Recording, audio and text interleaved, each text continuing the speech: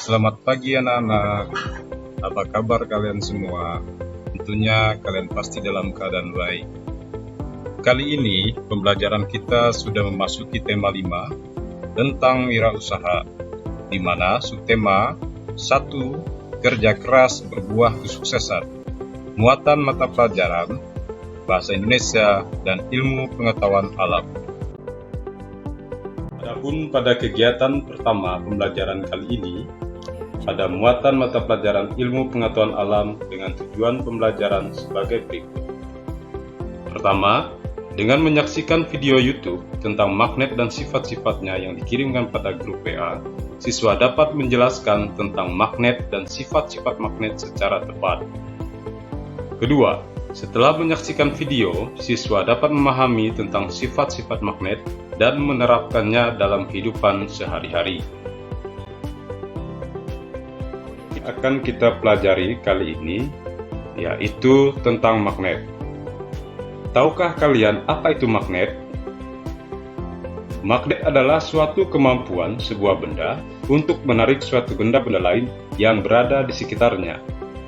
Magnet juga bisa dibuat dari sebuah bahan besi, baja, dan campuran logam lainnya. Tentu kalian akan bertanya, jenis-jenis magnet itu yang bagaimana? Secara garis besar, magnet terbagi menjadi dua bagian, yaitu yang pertama, magnet alam, di mana magnet alam merupakan suatu jenis magnet yang sudah memiliki sifat kemagnetan yang secara alami, yang artinya tanpa adanya campur tangan oleh manusia. Contohnya Gunung Ida di Magnesia yang bisa menarik sebuah benda-benda di sekitarnya. Yang kedua, magnet buatan, di mana magnet buatan yaitu salah satu jenis magnet yang dibuat oleh manusia. Jenis magnet buatan ini dibuat dari bahan-bahan magnetik yang kuat seperti besi dan baja.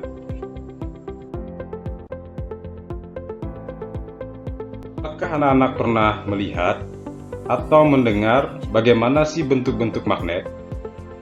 Baik, magnet memiliki berbagai macam bentuk karena pada setiap bentuk magnet dibuat karena dengan tujuan dan kegunaan yang berbeda.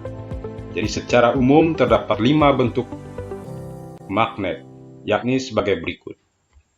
Pertama, bentuk yang pertama yaitu berbentuk batang yang disebut dengan magnet batang. Kedua, bentuk yang kedua yaitu bentuk silinder yang disebut dengan magnet silinder. Ketiga, bentuk ketiga yaitu berbentuk jarum, disebut dengan magnet jarum. Yang keempat, bentuk yang keempat yaitu berbentuk cincin yang disebut dengan magnet cincin. Dan yang terakhir, berbentuk U yang disebut dengan magnet U atau magnet ladang. Tentu kalian akan bertanya, apa sih sifat-sifat dari magnet tersebut? Pertama, sifat dari magnet yaitu magnet hanya bisa menarik benda. Kedua, gaya magnet bisa menembus benda. Ketiga, magnet memiliki 2 kutub. Keempat, medan magnet akan membentuk gaya magnet. Dan yang terakhir, sifat kemagnetan bisa hilang atau melemah.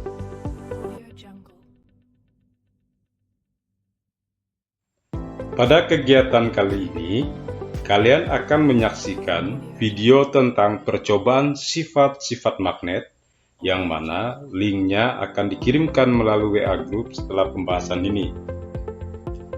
Yang berikutnya, setelah menyaksikan video tentang percobaan sifat-sifat magnet, kalian dapat melaporkan hasil pengamatan secara tertulis melalui WA Group.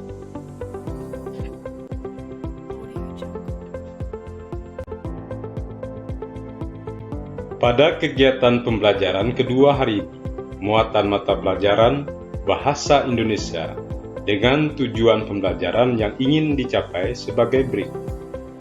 Pertama, dengan menyaksikan video YouTube tentang mengisi formulir, siswa dapat mengidentifikasi komponen, tujuan, dan manfaat teks formulir dalam kehidupan sehari-hari.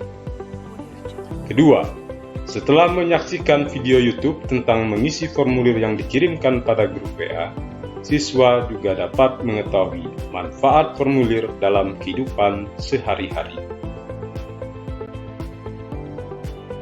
Dan kali ini kita akan membahas tentang teks formulir.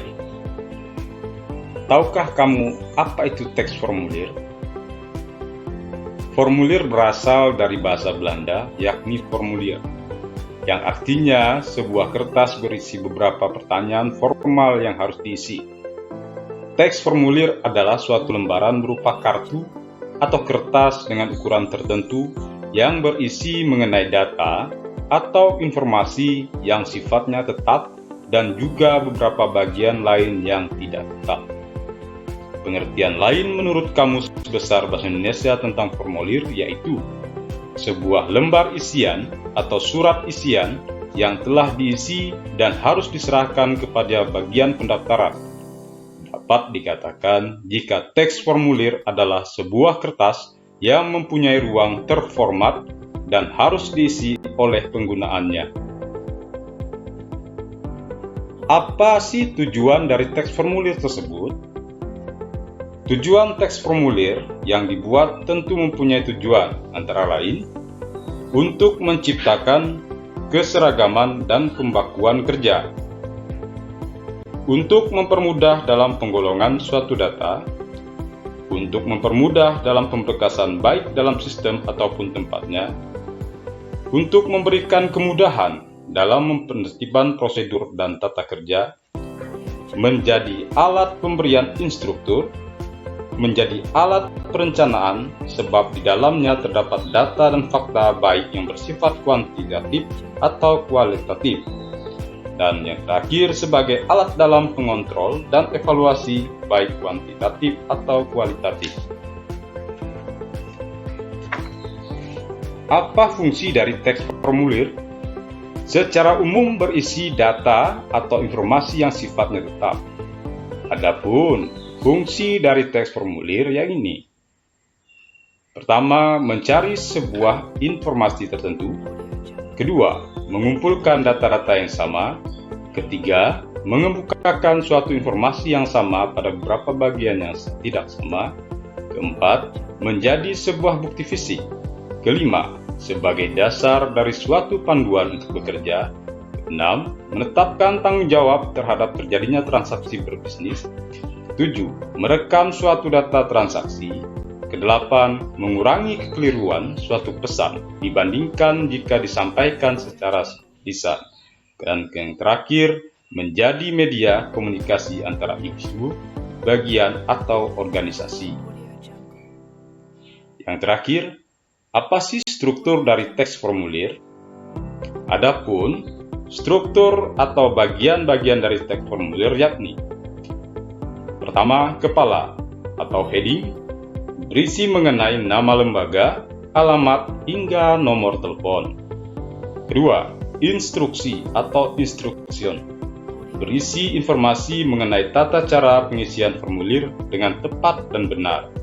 Ketiga, badan atau body, berisi mengenai data-data keterangan yang harus diisi secara lengkap, seperti nama lengkap, alamat tempat tinggal, tempat dan tanggal lahir, jenis kelamin, pendidikan, dan lain sebagainya.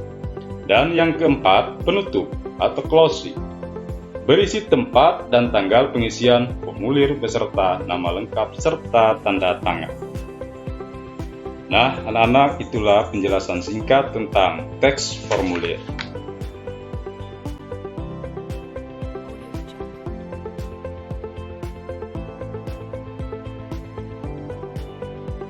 Kegiatan ini, kalian akan menyaksikan video YouTube tentang mengisi formulir yang akan dikirimkan pada grup WA setelah pembelajaran ini. Adapun kegiatannya, setelah menyaksikan video dari YouTube tersebut, kalian meminta dampingan orang tua untuk mengisi formulir yang ada pada lembar buku siswa yang kalian miliki pada halaman 29 dan 30.